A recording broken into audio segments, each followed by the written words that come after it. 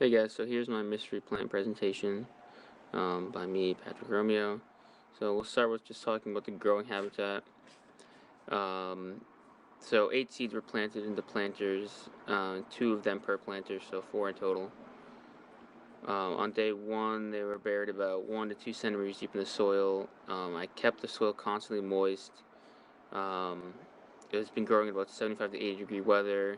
They get direct sunlight for about 4.5 to 5.5 hours a day, just because the way I had the blinds and the side of the building that it was on, and the soil that was used was given to us by a professor.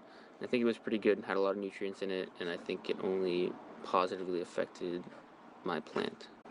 When it comes to the seeds are small, having anywhere of length from 1/2 centimeter to 1 centimeter being the maximum. They're brown gray color and are horseshoe shaped, as you can see in the picture shown. The peak of those seeds was very hard and had like spikes on top. I don't know what that was used for, if it was a defense mechanism of some sort to keep predators from eating it. But the lower end of the seed was flared out, and again, they're horseshoe shaped. So these pictures of just the growing process, these were about, I think, a week in. Next slide will have more data on like the heights and lengths of all the seeds and the leaves, but I just thought I'd include this because it shows some progress and something cool that I had never seen before in a plant. I mean, I haven't really planted that many plants, but this is a first for me. You can see in one of the pictures it looks like the stems are like pushing the seed itself up and out, and I think a couple days after these photos were taken, the tops of the seeds fell off, and I just thought that was cool. I'd never seen a seed grow out of the soil before, and it was interesting. So here the plant's fully grown. Ignore that one in the back corner. It's a garbanzo bean. I got bored because there's nothing growing there, and I just planted one of the plants that Professor gave us. And yeah, that's what they look like fully grown. They're drooping over the sides a little bit. I don't know why. Talk about it later in the next slide, though. So here's some of the growth data. I took measurements weekly. You can see in the first week nothing really happened. It grew about 1/2 inch out, but yeah, 1 inch the next week, and then 1/2 inch, and then a couple more. But you can definitely tell as a trend. The first 4 weeks was like the major growing point, and everything after that didn't really grow. Like I said before, you can see in the previous picture the plants were kind of drooping over. I don't know why that was. It really happened up until the end, but when I took the cross sections, everything still looked visible.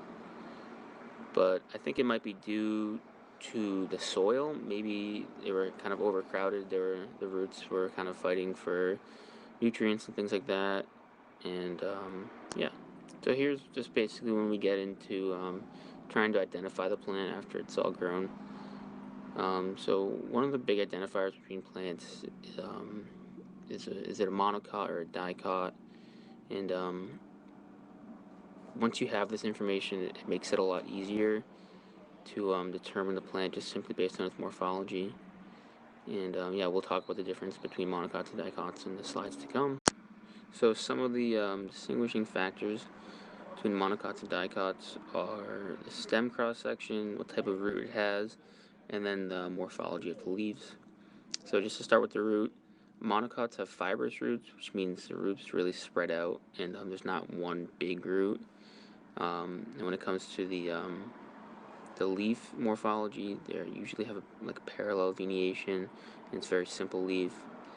And then the stem cross-section. So in a monocot, the vascular bundles, which are the little like eye-looking things, which is a xylem and phloem, the vascular bundles are spread out and not really arranged in any pattern, but you'll see a difference in the dicots.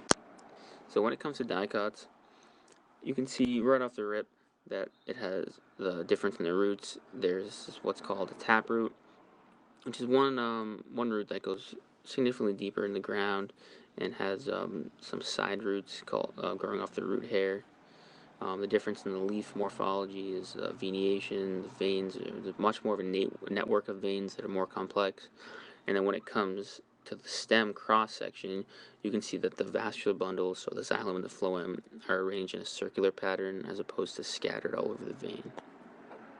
So in this next slide, we can see a cross-section of the stem and the root of our mystery plant.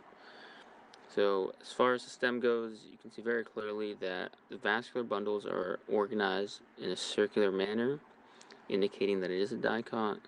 And in the root, you can tell the vascular tissue is at the very center of the root, and the ground tissue surrounding it is called the cortex, and it's towards the outer end of the root, and everything in the root is encompassed by an epidermis tissue. Now that we know for certain our plant is a dicot based on the dissection, we can now use some other methods to further narrow down the species of our plant. So we can use this tool called a dichotomous key, which is essentially a roadmap of matching morphological traits until you eventually get to the species that most likely resembles what you see in real life, tangible in front of you. And then there's another route you can take, which is DNA analysis, which will lead you to a phylogeny that will show basically how the plant has evolved over time and what is similar and different in the plant based on the analysis of a gene. So to start with the phylogeny, we analyze the RBCL gene, and the DNA that comes along with that was sequenced in many plants. And so I had mystery plant G, and the three closest relatives of mystery plant G are all of the Calendula family, and they form a monophyletic group if you include all three of them, and four including my mystery plant. And the nearest relative outside the monophyletic group is the hemlock. And I looked up pictures of the hemlock, and it doesn't look too similar, but I have looked up pictures of the fully grown calendula and the seeds, and there are some similarities there. Okay, the next tool, the dichotomous key. Like I said, it's basically a roadmap, so you just follow down the morphological similarities here that you see, and then it will eventually get you to your plant. So obviously, one, it's basically saying that it's a dicot. Two, the leaves are simple, and you can see in the pictures that I've shown.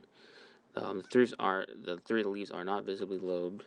Four, the seeds are on average larger than 2 millimeters, which we have seen. I measured the leaves earlier. The seeds. Six, seeds are roughly spherical and outlined with bumps and ridges.